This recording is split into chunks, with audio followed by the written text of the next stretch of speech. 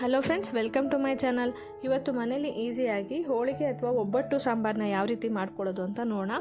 Usual ಆಗಿ ನಾವು ಹಬ್ಬಗಳಲ್ಲೆಲ್ಲ ಹೋಳಿಗೆಗಳನ್ನು ಮಾಡ್ಕೊಳ್ತೀವಿ. ಆ ಬೇಳೆ ಬೇಯಿಸಿರುವಂಥ ನೀರಿಂದ ಯಾವ ರೀತಿ ಮೆಥಡ್ನಲ್ಲಿ ಸಾಂಬಾರು ಮಾಡಿಕೊಂಡ್ರೆ ಟೇಸ್ಟಿಯಾಗಿರುತ್ತೆ ಅಂತ ನೋಡೋಣ. ನಾನಿಲ್ಲಿ ಒಂದು ಪಾತ್ರೆಯಲ್ಲಿ ಬೇಳೆ ಬೇಯಿಸಿರುವಂಥ ನೀರನ್ನ ಸ್ಟ್ರೈನ್ ಮಾಡಿ ಇಟ್ಕೊಂಡಿದ್ದೀನಿ. ನಾವು ಇದಕ್ಕೆ ಈಗ ಸ್ವಲ್ಪ ಕರಿ ಲೀವ್ಸ್ನ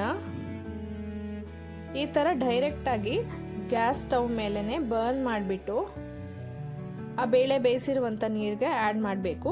ಈ ರೀತಿ ಆ್ಯಡ್ ಮಾಡೋದ್ರಿಂದ ಸಾಂಬಾರಿಗೆ ಒಳ್ಳೆ ಟೇಸ್ಟ್ ಬರುತ್ತೆ ಅಂತಲೇ ಹೇಳ್ಬೋದು. ನೋಡಿ, ಈಗ ಕರಿ ಲೀವ್ಸ್ನ ನಾನು ಬರ್ನ್ ಮಾಡಿರುವಂಥ ಕರಿ ಲೀವ್ಸ್ನ ಆ್ಯಡ್ ಮಾಡ್ತಾ ಇದ್ದೀನಿ. ಈಗ ಸಾಂಬಾರ್ ಮಸಾಲಾಗೆ ಏನೇನು ಇಂಗ್ರೀಡಿಯೆಂಟ್ಸ್ ಬೇಕು ಅಂತ ನೋಡೋಣ. ಇಲ್ಲಿ ಧನಿಯಾ 2 ಸ್ಪೂನು, ಜೀರಿಗೆ 1 ಸ್ಪೂನು, ಕಡಲೆಬೇಳೆ ಮತ್ತು ಉದ್ದಿನಬೇಳೆ ಅರ್ಧ ಸ್ಪೂನು, 1/4 ಸ್ಪೂನ್ ಆಗುವಷ್ಟು ಮೆಂತೆ, 10 ರಿಂದ 20 ಎಸಳು ಬೆಳ್ಳುಳ್ಳಿ, ಚಕ್ಕೆ ಒಂದು ಸ್ವಲ್ಪ, ಲವಂಗ 1 ಪೀಸು, ಮತ್ತು ಕರಿ ಲೀವ್ಸು, ಕಟ್ ಮಾಡ್ಕೊಂಡಿರುವಂಥ ಒಣ ತೆಂಗಿನಕಾಯಿ, ಆಮೇಲೆ ಗಸಗಸೆ 1/4 ಸ್ಪೂನ್ ಹಾಕೋಣ, ಕಟ್ ಮಾಡ್ಕೊಂಡಿರುವಂಥ ಈರುಳ್ಳಿ, ಕೊತ್ತಂಬರಿ ಸೊಪ್ಪು ಮತ್ತು ಬ್ಯಾಡಗಿ ಮೆಣಸಿನ್ಕಾಯಿನ ತೊಗೊಳ್ಳೋಣ. ಅದು ಕಲರ್ ತುಂಬಾ ಚೆನ್ನಾಗಿ ಬರುತ್ತೆ. 1 ಹಿಡಿಯಷ್ಟು ಹುಣಸೆ ಹಣ್ಣನ್ನು ಕೂಡ ನಾವಿಲ್ಲಿ ನೆನೆಸೋದಕ್ಕೆ ಇಟ್ಕೊಳ್ಳೋಣ. ಒಗ್ಗರಣೆಗೆ ಬಂದುಬಿಟ್ಟು ಹಿಂಗು, ಬೆಳ್ಳುಳ್ಳಿ, ಒಣಮೆಣಸಿನ್ಕಾಯಿ ಮತ್ತು ಕರಿ ಲೀವ್ಸ್ನ ಕೂಡ ರೆಡಿ ಮಾಡಿ ಇಟ್ಕೊಳ್ಳೋಣ. ಹಿಂಗು ಬೇಡ ಅಂತ ಹೇಳಿದ್ರೆ ಸ್ಕಿಪ್ ಕೂಡ ಮಾಡ್ಕೋಬೋದು. ಹಿಂಗೆ ಹಾಕಿದ್ರೆ ಟೇಸ್ಟ್ ಚೆನ್ನಾಗಿರುತ್ತೆ. ನೋಡಿ, ಇವಾಗ ಬೇಳೆ ಬೇಯಿಸಿರುವಂಥ ನೀರಿಗೆ ನಾವು ಹುಣಸೆ ಹಣ್ಣನ್ನು ಈ ರೀತಿ ಸ್ಕ್ವೀಸ್ ಮಾಡ್ಕೊಬೇಕು. ಹುಣಸೆ ಹಣ್ಣಿನ ಹುಳಿನ ನಾವು ಆ್ಯಡ್ ಮಾಡ್ಕೊಳ್ಬೇಕು. ರುಬ್ಬೋದಕ್ಕೂ ಕೂಡ ಹಾಕ್ಬೋದು, ಬಟ್ ಈ ರೀತಿ ಮಾಡ್ಕೊಳ್ಳೋದ್ರಿಂದ ಟೇಸ್ಟ್ ತುಂಬಾ ಚೆನ್ನಾಗಿ ಬರುತ್ತೆ. ಈಗ ಒಂದು ಪ್ಯಾನಲ್ಲಿ ಒಂದು ಸ್ವಲ್ಪ ಎಣ್ಣೆ ಹಾಕಿಬಿಟ್ಟು ನಾವೇನೇನೆಲ್ಲ ಇಂಗ್ರೀಡಿಯೆಂಟ್ಸ್ ಇಟ್ಕೊಂಡಿದ್ವಲ್ಲ ಅದನ್ನೆಲ್ಲ ನಾವು ಈಗ ರೋಸ್ಟ್ ಮಾಡ್ಕೊಳ್ಬೇಕು. ಫಸ್ಟ್ ನಾನು ಈರುಳ್ಳಿನ ಹಾಕ್ಕೊಂಡ್ಬಿಟ್ಟು ಫ್ರೈ ಮಾಡ್ಕೊಳ್ತಾ ಇದ್ದೀನಿ. ಈಗ ಈರುಳ್ಳಿ ಎಲ್ಲ ಸ್ವಲ್ಪ ಫ್ರೈ ಆಗಿದೆ. ಈಗ ಬಿಡಿಸಿಟ್ಕೊಂಡಿರುವಂಥ ಸಿಪ್ಪೆ ಎಲ್ಲ ಬಿಡಿಸಿಟ್ಕೊಂಡಿರುವಂಥ ಬೆಳ್ಳುಳ್ಳಿನ ಕೂಡ ಆ್ಯಡ್ ಮಾಡೋಣ. ಬೆಳ್ಳುಳ್ಳಿನೂ ಕೂಡ ಚೆನ್ನಾಗಿ ಫ್ರೈ ಆಗಬೇಕು. ನಂತರ ಕರಿ ಲೀವ್ಸ್ನ ಆ್ಯಡ್ ಮಾಡ್ಕೊಳ್ಳಿ. ನಿಮಗೆ ಎಷ್ಟು ಬೇಕಾದರೂ ಕರಿ ಲೀವ್ಸ್ನ ಆ್ಯಡ್ ಮಾಡ್ಕೊಳ್ಬೋದು.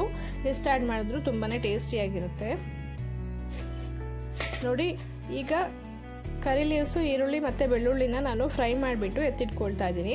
ಈಗ ಅದೇ ಪ್ಯಾನ್ಗೆ ಅರ್ಧ ಸ್ಪೂನ್ ಆಗುವಷ್ಟು ಕಡಲೆಬೇಳೆನ ಹಾಕ್ಕೊಳ್ತಾ ಇದ್ದೀನಿ. ಕಡಲೆಬೇಳೆ ಎಲ್ಲ ಸ್ವಲ್ಪ ಚೆನ್ನಾಗಿ ಫ್ರೈ ಆದ ನಂತರ ಉದ್ದಿನಬೇಳೆನ ಕೂಡ ಆ್ಯಡ್ ಮಾಡ್ಕೊಳ್ಳೋಣ. ಈಗ ಧನಿಯಾನ 2 ಸ್ಪೂನಷ್ಟು ಧನಿಯಾನು ಕೂಡ ಆ್ಯಡ್ ಮಾಡಿಬಿಟ್ಟು ರೋಸ್ಟ್ ಮಾಡ್ಕೊಳ್ಬೇಕು. 1 ಸ್ಪೂನಷ್ಟು ಜೀರಿಗೆನ ಕೂಡ ಹಾಕೋಣ. 1/4 ಸ್ಪೂನಷ್ಟು ಮೆಂತೆ ಕಾಳನ್ನು ಆ್ಯಡ್ ಮಾಡಿ, ಅವಾಗ ಚೆನ್ನಾಗಿರುತ್ತೆ ಟೇಸ್ಟ್ ಬಂದು. ಈಗ ಬ್ಯಾಡಗಿ ಮೆಣಸಿನ್ಕಾಯಿನ ನಾನು 7 ರಿಂದ 8 ಆ್ಯಡ್ ಮಾಡ್ಕೊಳ್ತಾ ಇದ್ದೀನಿ. ನೀವು ಖಾರ ಜಾಸ್ತಿ ಇನ್ನೂ ಬೇಕು ಅಂತ ಹೇಳಿದ್ರೆ ಇನ್ನೂ ಸ್ವಲ್ಪ ಬ್ಯಾಡಗಿ ಮೆಣಸಿನ್ಕಾಯಿನ ಹಾಕ್ಕೊಳ್ಬೋದು, ಅಥವಾ ಬೇರೆ ಗುಂಟೂರು ಮೆಣಸಿನ್ಕಾಯಿನೂ ಕೂಡ ಹಾಕ್ಕೊಳ್ಬೋದು. ಬ್ಯಾಡಗಿ ಮೆಣಸಿನ್ಕಾಯಿ ಯೂಸ್ ಮಾಡೋದ್ರಿಂದ ಕಲರ್ ತುಂಬಾ ಚೆನ್ನಾಗಿ ಬರುತ್ತೆ ಅಂತ ಹೇಳ್ಬೋದು. ಮತ್ತು ಒಂದು ಸ್ವಲ್ಪ ಚಕ್ಕೆ, ಲವಂಗ, ಕೊತ್ತಂಬರಿ ಸೊಪ್ಪು, ಒಣಗಿರುವಂಥ ತೆಂಗಿನಕಾಯಿ, ಒಣ ಕೊಬ್ಬರಿ, ಮೊದಲು ಫ್ರೈ ಮಾಡ್ಕೊಂಡಿರುವಂಥ ಈರುಳ್ಳಿ, ಬೆಳ್ಳುಳ್ಳಿ ಮತ್ತು ಕರಿ ಲೀವ್ಸ್ನ ಕೂಡ ಆ್ಯಡ್ ಮಾಡೋಣ. 1/4 ಸ್ಪೂನಷ್ಟು ಗಸಗಸೆನೂ ಕೂಡ ಹಾಕಿಬಿಟ್ಟು ಸ್ವಲ್ಪ ಚಿಟಿಕೆ ಆಗುವಷ್ಟು ಅರಿಶಿನ ಕೂಡ ಆ್ಯಡ್ ಮಾಡಿ, ಇದೆಲ್ಲ ತಣ್ಣಗಾದ ನಂತರ ಚೆನ್ನಾಗಿ ಬ್ಲೆಂಡ್ ಮಾಡಿಬಿಟ್ಟು ಬೇಳೆ ಬೇಯಿಸಿರುವಂಥ ನೀರಿಗೆ ಹಾಕ್ಕೊಂಬಿಟ್ಟು ಚೆನ್ನಾಗಿ ಬಾಯ್ಲ್ ಮಾಡಬೇಕು. ನೋಡಿ, ಈ ಬೇಳೆ ಬೇಯಿಸಿರುವಂಥ ನೀರಿಗೆ ಚೆನ್ನಾಗಿ ಮಿಕ್ಸ್ ಮಾಡ್ಕೊಂಬಿಟ್ಟು ರುಚಿಗೆ ಎಷ್ಟು ಬೇಕು ಅಷ್ಟು ಉಪ್ಪನ್ನು ಕೂಡ ಆ್ಯಡ್ ಮಾಡಿ ಇದು ಕುದಿಯೋಕ್ಕೆ ಸ್ಟಾರ್ಟ್ ಆಗುತ್ತೆ. ಯಾವಾಗ ಕುದಿಯೋಕ್ಕೆ ಸ್ಟಾರ್ಟ್ ಆಗುತ್ತೆ ಅವಾಗಿಂದ ಒಂದು 3 ಮಿನಿಟ್ಸ್ ಚೆನ್ನಾಗಿ ಕುದಿಬೇಕು. ಆವಾಗ ಟೇಸ್ಟ್ ತುಂಬಾ ಚೆನ್ನಾಗಿ ಬರುತ್ತೆ ಅಂತ ಹೇಳ್ಬೋದು. ನೋಡಿ, ಈಗ ಸಾಂಬಾರೆಲ್ಲ ರೆಡಿಯಾಗಿದೆ. ನಾವು ಇದಕ್ಕೆ ಒಂದು ಒಗ್ಗರಣೆನ ಹಾಕ್ಕೊಳ್ಬೇಕು.